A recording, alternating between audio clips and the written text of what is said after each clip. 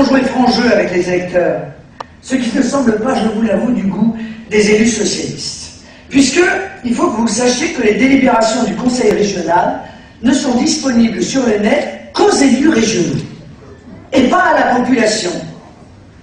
Il apparaît pourtant normal que les contribuables puissent savoir comment leurs impôts sont dépensés par le Conseil régional et puissent avoir tous accès à ces délibérations sur Internet. C'est la raison pour laquelle, dans un de nos tracts, nous avions mis les codes d'accès de Steve Briouat, afin que tout le monde puisse voir de ses yeux ce que fait réellement le Conseil régional. Mardi soir, les codes de Steve Briouat étaient supprimés. Je le dis sans hésitation. Il s'agit là d'un aveu. Ils ne veulent pas que vous sachiez ce qu'ils font réellement avec votre argent. Interpellé par Steve Briouat au cours de l'émission La Voix est libre, diffusée samedi sur France 3 dans le Pas-de-Calais, Dominique Bailly, président du groupe PS, s'est énervé lorsque Steve Briouat a parlé de ce code qui avait été supprimé. Il a bredouillé que l'accès à Internet a été coupé en raison, je cite, des informations circulant sur les agents de la région.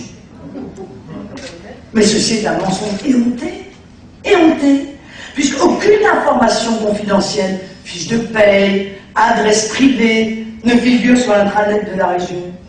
Et de plus, je vous signale que la CADA, la Commission d'accès aux documents administratifs, et le tribunal administratif de Lille ont tranché le problème depuis longtemps. Ah bah tiens, c'était dans une affaire Steve Briouat contre Commune des Nains-Beaumont.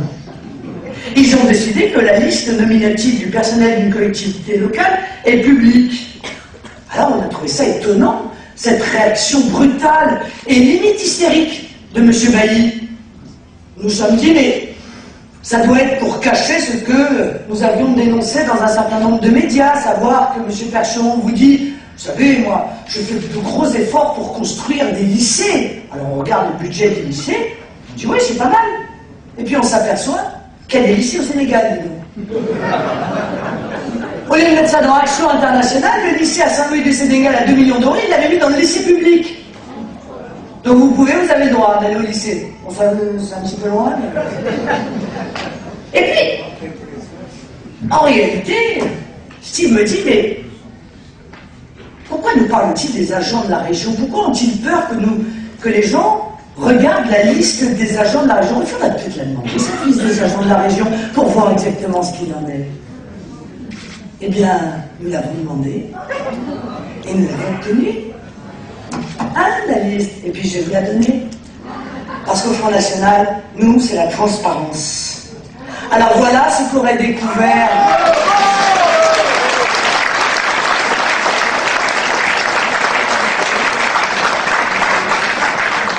Voilà ce qu'auraient découvert les habitants et les citoyens en allant sur le site intranet de la région. Vous êtes tous bien assis?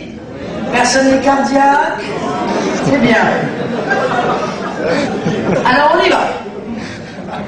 Alice Percheron, assistante documentaliste, fille de Daniel Percheron. Elvire Percheron, chargée de mission, deuxième fille de Daniel Percheron. Muriel de Saint-Ignon, assistante administrative et finance, proche de Pierre Saint-Ignon, vice-président du conseil régional.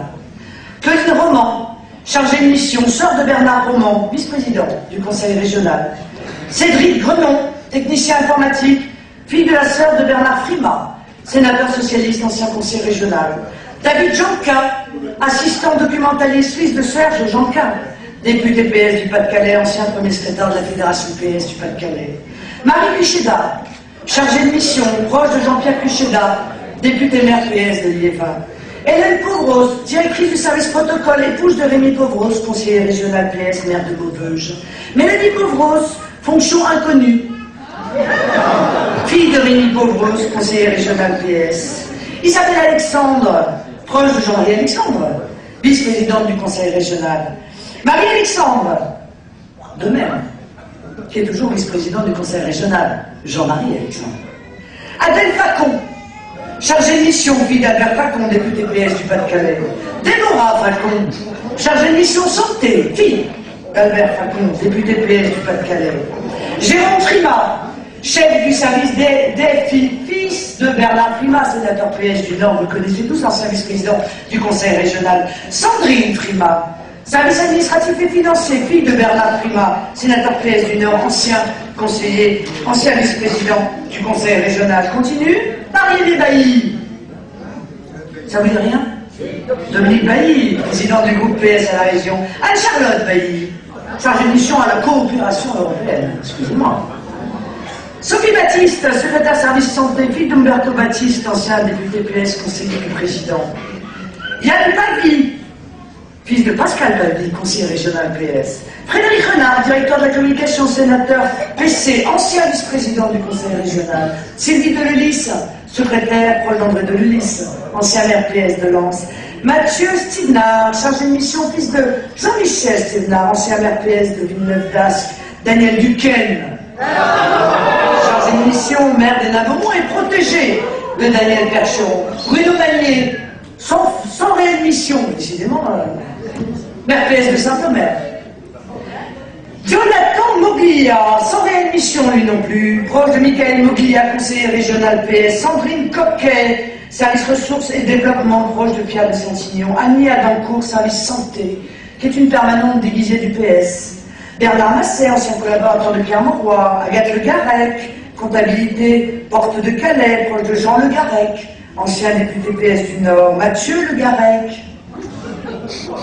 Pierre Bagot, tiens, lui, il est homme de sécurité dans les services du PS. On voit pas bien ce qu'il fait à la région, mais bon, on va le savoir. Franck Davoine, chauffeur, fils de Bernard Davoine, ancien député PS du Nord. Justine Darras, fille de Jérôme Darras, directeur de cabinet de Daniel Percheron. Sophie Darras, fille de Jérôme Darras, directeur de cabinet de Daniel Percheron. Etc., etc., etc.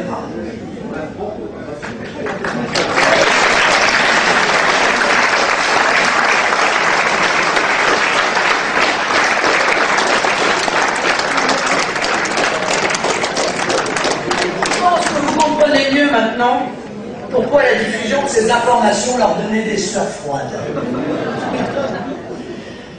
Nous n'avons rien à cacher à ceux que nous voulons servir. Vous devez savoir ce que l'on fait de votre argent.